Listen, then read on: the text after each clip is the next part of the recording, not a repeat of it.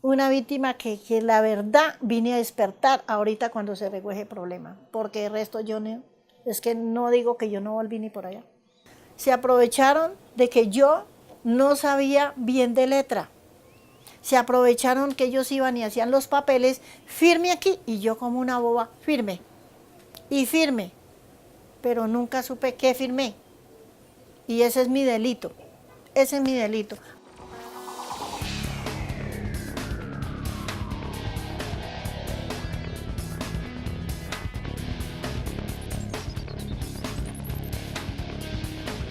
Ella es Mariela Contreras, una de las mujeres que ha sido condenada por ser falsa víctima de la masacre de Mapiripán. Antes de ser recluida en la cárcel, entregó esta entrevista exclusiva. Con dificultad accede a hablar frente a las cámaras, pues asegura que las pocas veces que lo ha hecho, sus palabras han ocasionado que a sus hijos los insulten, amenacen e incluso pierdan sus trabajos. Hoy esta mujer de 66 años, casi analfabeta, está sentenciada a 5 años de prisión por haberse configurado como una víctima sin serlo. A Mariela el Estado la indemnizó por el asesinato y desaparición de 2 de sus hijos, aunque años después las autoridades desvirtuaron sus declaraciones y las de los abogados que la representaron en la demanda ante la Corte Interamericana de Derechos Humanos. Que yo había dicho que mis hijos eran muertos, y es una falsedad muy falsa, y me van a perdonar, pero yo no sé por qué un abogado se inventa esas mentiras, que yo jamás he dicho que mis hijos son muertos. Si bien las autoridades ya confirmaron que Mariela no es víctima de la masacre de Mapiripán, lo cierto es que el conflicto armado la dejó viuda en 2 ocasiones. A su primer esposo lo asesinaron las FARC en 1996 y unos años después a su segundo cónyuge lo mataron los paramilitares. Jamás, mi lengua se ha de caer que Dios es testigo si yo dije alguna vez mi hijo está muerto. Es que yo no lo dije. En ningún momento, ni por ociosidad lo dije. El que está muerto es el papá de los 2 hijos míos, los 2 papás. Mariela repite una y otra vez que ella en sus declaraciones nunca dijo que sus hijos estaban muertos. Asegura que esa fue una estrategia de su defensa para la que no fue consultada. La falsedad de la muerte de los hijos, sumada a la desmovilización de uno de ellos que había sido presentado por la defensa como asesinado en la masacre, fue el origen de la ruptura entre los abogados y la defendida. ¿Cómo será el error que yo he cometido? Que yo he tratado de hacer las cosas bien. Yo fui a la 7ª brigada y me fui y lo saqué de por allá, yo misma lo saqué. Y ahí mismo me dijeron, pero es que toca, le dije, sí señor, y se lo entregué a un mayor del ejército.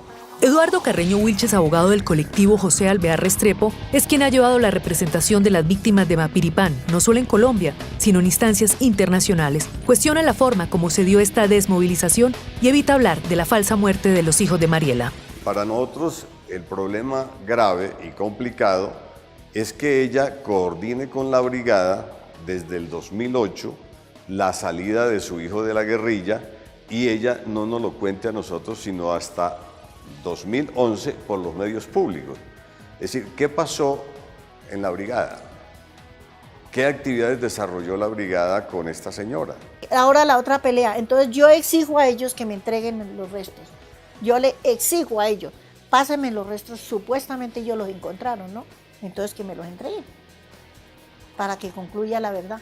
Entonces yo necesito, pero que sean mis hijos, no otros. Ellos dicen se desaparecieron. Ahora, después de la desaparición los llevaron al matadero, a todas las personas que habían cogido ahí, y en el matadero fueron desmembrados y arrojados al río Guaviare.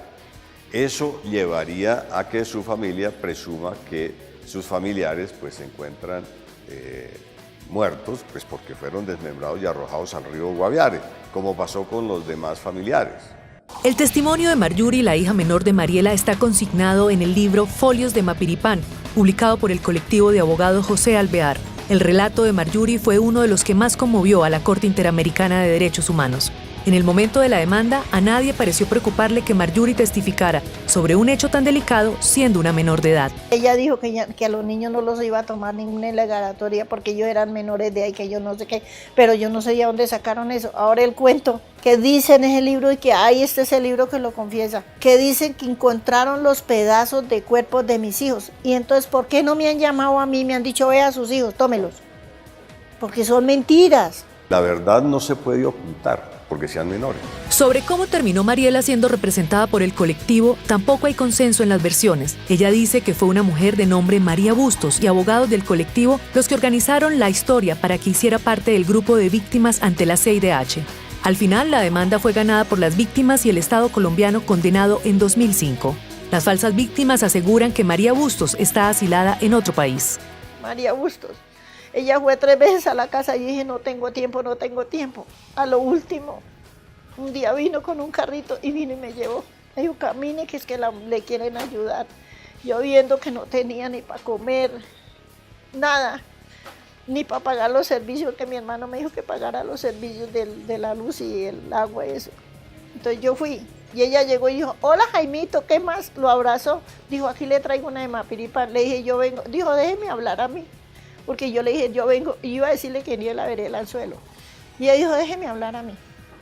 La verdad, así se enojen, así se paren en el coco, la verdad fui engañada y utilizada para mandar a otra señora por allá para otro país, mientras yo me quedé aquí con el problema.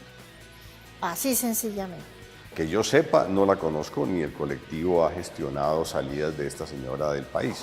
Sobre la indemnización que recibieron las víctimas de esta masacre, la cifra supera los 15.000 millones de pesos. Solo a Mariela y su núcleo familiar le asignaron cerca de 3.000 millones de pesos, pero ella, en su ignorancia financiera, no tiene las cuentas claras.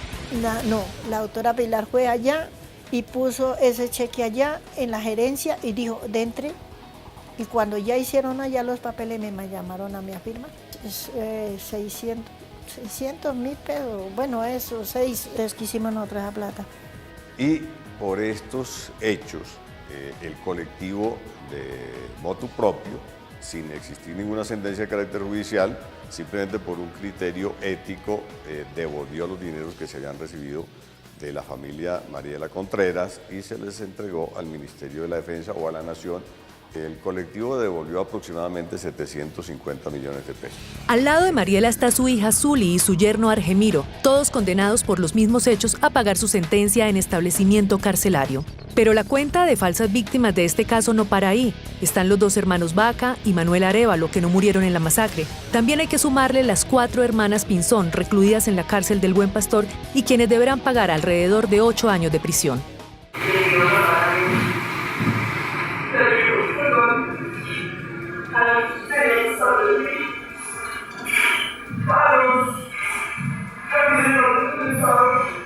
El abogado penalista Iván Maecha es quien ha llevado el proceso tanto de las hermanas Pinzón como el de Mariela Contreras y su familia. Maecha explica los delitos en los que incurrieron las hermanas Pinzón. Ellas tuvieron varios delitos. El primero de ellos, el más difícil y el más complicado, fue el delito de enriquecimiento ilícito en favor de particulares, fraude procesal, falsedad material en documento público y privado agravado por el uso. A esta altura de la historia, la pregunta es si el colectivo de abogados José Alvear Restrepo tuvo parte en la componenda de testimonios de las falsas víctimas. El abogado Carreño Wilches exonera de toda responsabilidad al grupo de defensores. Las declaraciones de ellos, de los familiares, fueron grabadas y en la medida en que son grabadas son transcritas. Pero nosotros no somos los que lo afirmamos son ellos. Pero el abogado de las falsas víctimas ha enfatizado su posición frente a este colectivo, como ya lo ha hecho en repetidas ocasiones, incluso en los juicios.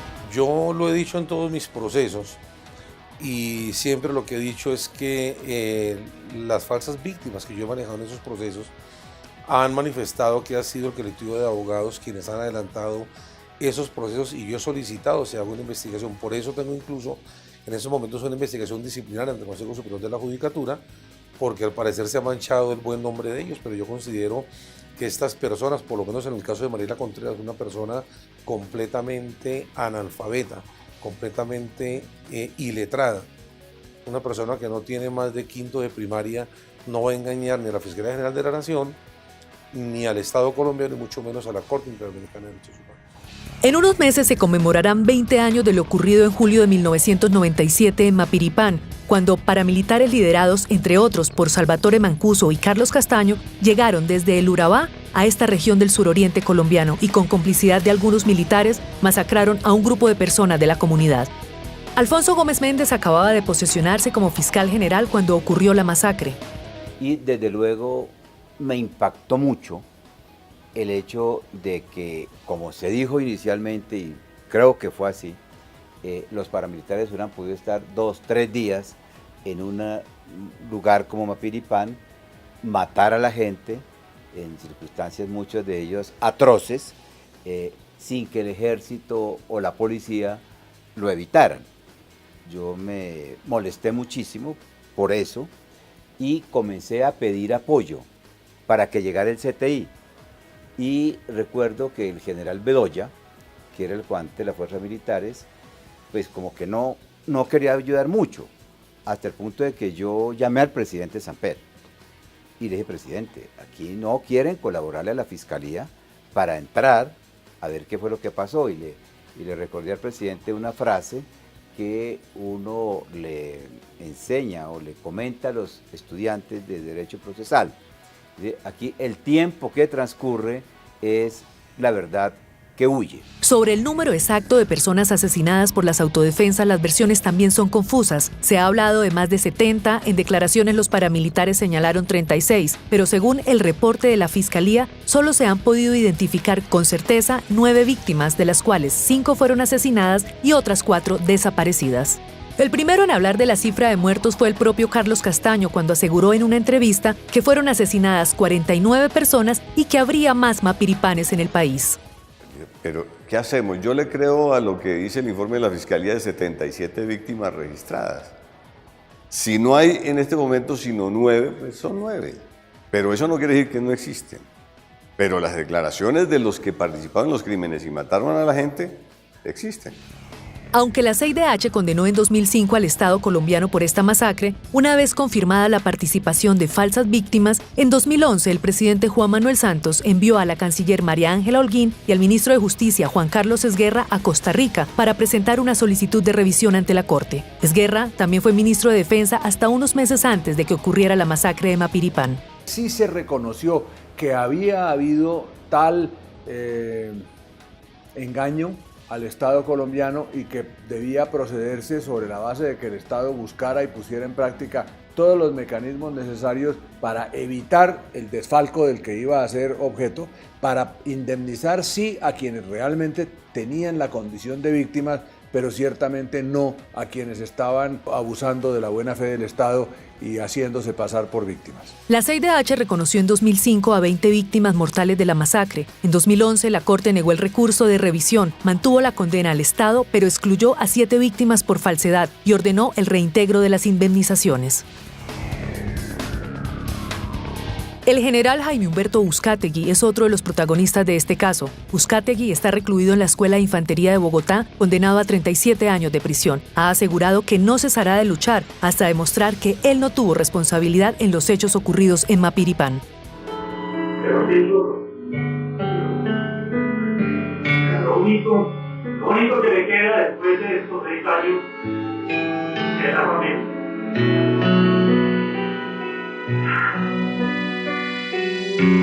El lío del general Uzcategui gira en torno a 2 ejes. El primero es la supuesta modificación del oficio 2919, un hecho por el cual la justicia ya lo juzgó. Nosotros le iniciamos una investigación a él, pero por la falsedad, por las razones que fuera, había firmado un oficio falso.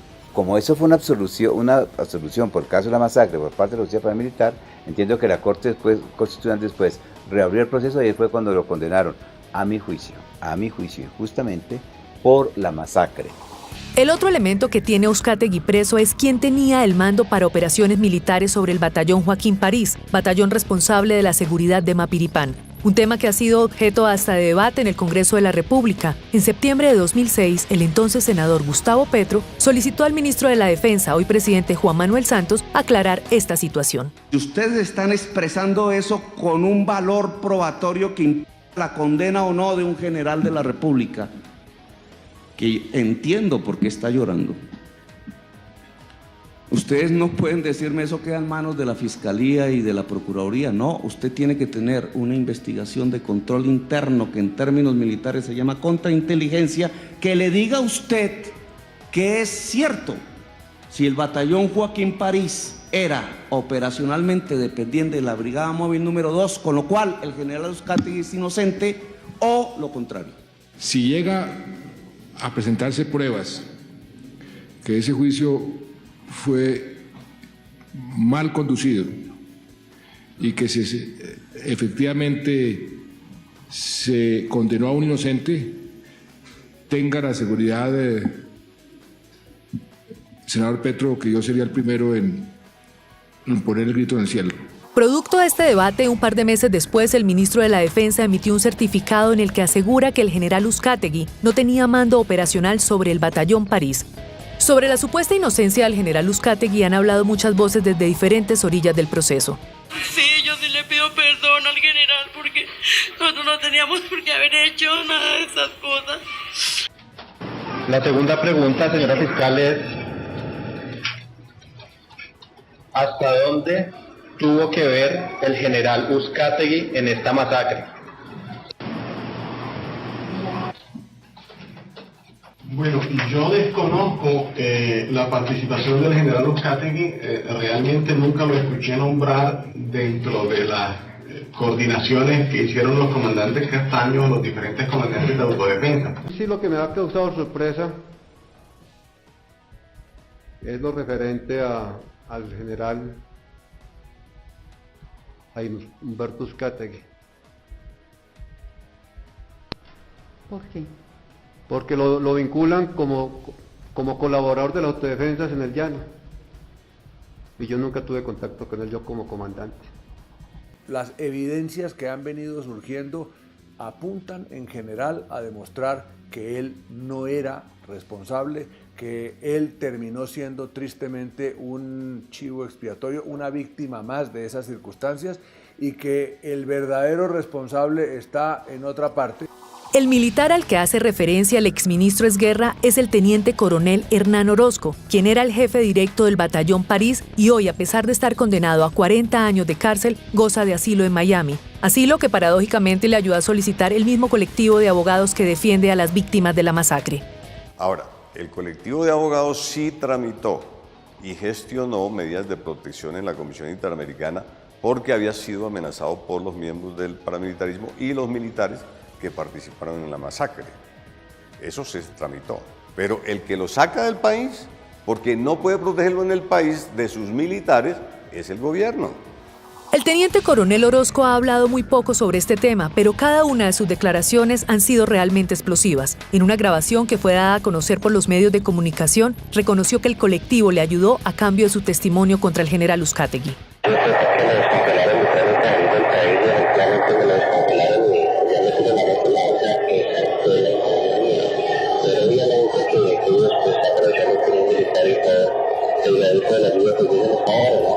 También fue Orozco el que, sin titubear, aseguró que las autodefensas eran las amantes de los militares. Los paramilitares son la amante militar. No se puede llevar a cabo, pero hay que tenerla. Unos meses antes de salir del país, Orozco se retractó de lo dicho en sus declaraciones entregadas en el caso y se marchó a vivir su asilo a Estados Unidos. La ley permite a un condenado entregar entrevistas y el general Uzcategui aceptó participar en esta investigación. Sin embargo, luego de más de 3 meses de espera, el IMPEC no lo autorizó.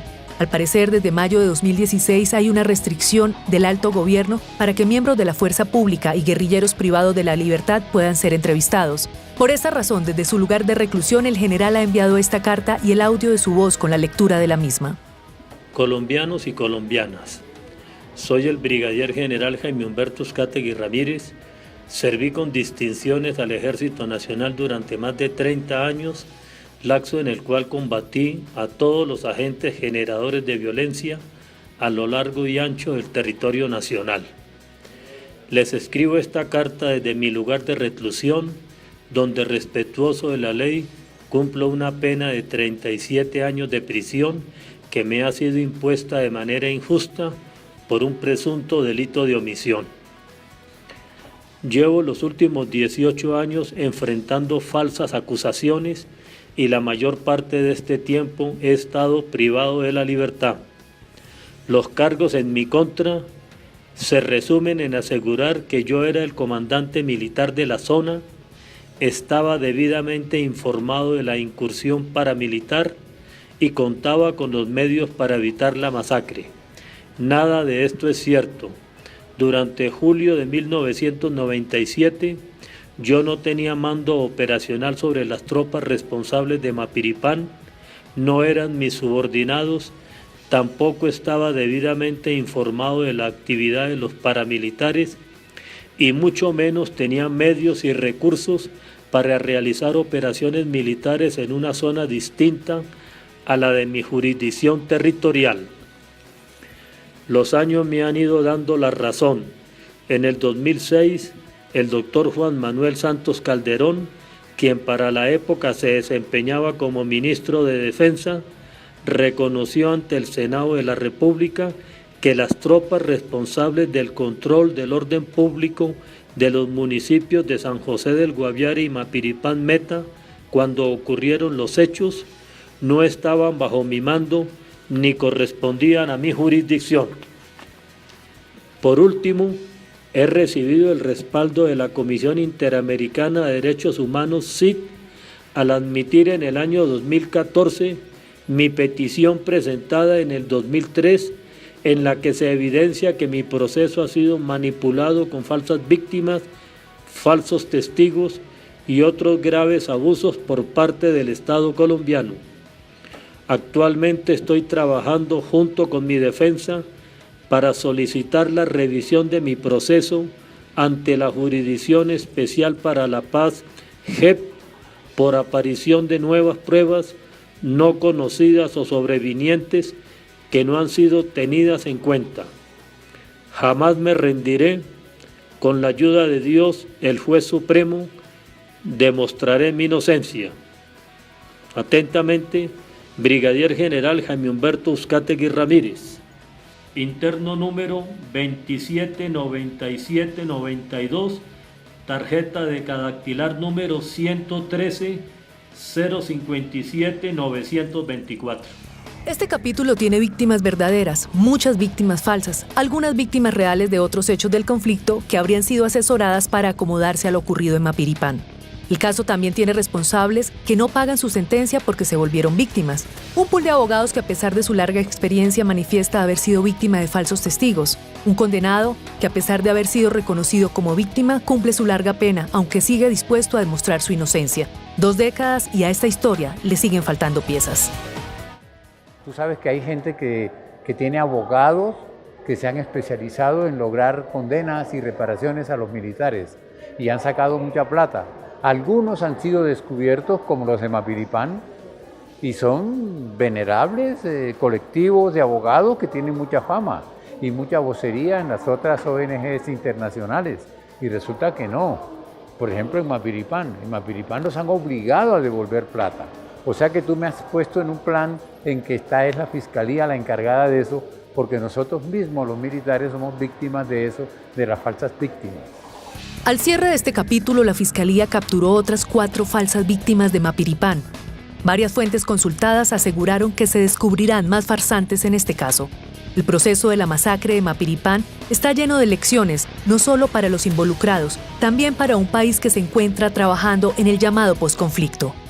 Esos son otras tragedias, otro dolor de alma y de patria, que justamente los sistemas de justicia pues no estén acorde a la situación y generen unos falsos victimarios, unas personas igual que los falsos testigos o las falsas víctimas, que en algunos momentos son sindicados de hechos que no cometieron. Yo creo que esta Jurisdicción Especial para la Paz que se crea, sin duda va a tener una responsabilidad enorme de tratar de encontrar realmente, de resolver esas tragedias familiares y ojalá pues tenga todo el apoyo internacional para que esta justicia pueda tener las herramientas de operar como corresponde y reconocer los derechos a aquellos que desafortunadamente fueron sindicados de falsos victimarios sin serlo, ¿no? Los funcionarios que han estado pues comprometidos en esta guerra jurídica, ¿no? Han sido muy firmes y han evitado todo tipo de atención a estas reclamaciones. Nosotros no hemos pedido bajo ninguna circunstancia impunidad, lo que pedimos es garantías procesales que no se dan. Entonces, esa es la acción del Estado, que se cumpla la ley, ¿no? Que se den las garantías procesales. Y de darse eso, ¿no? Sería un buen mensaje y una buena respuesta a estas múltiples reclamaciones que hay dentro de esta guerra jurídica que hemos venido enfrentando. Aquí considero que no se trate de años, sino que realmente salga la verdad a la luz pública. No importa que sean 10 años, pero que realmente salgan los responsables que engañaron a la Corte Interamericana de Derechos Humanos y que los responsables, los cuales determinaron a las falsas víctimas de la masacre de Mapiripán, respondan ante la justicia colombiana. Naturalmente. lo que hay que decir a los colombianos es que el hecho de que haya habido falsas víctimas no desvirtúa el hecho real de la masacre y de la participación de fuerzas del Estado en esa masacre.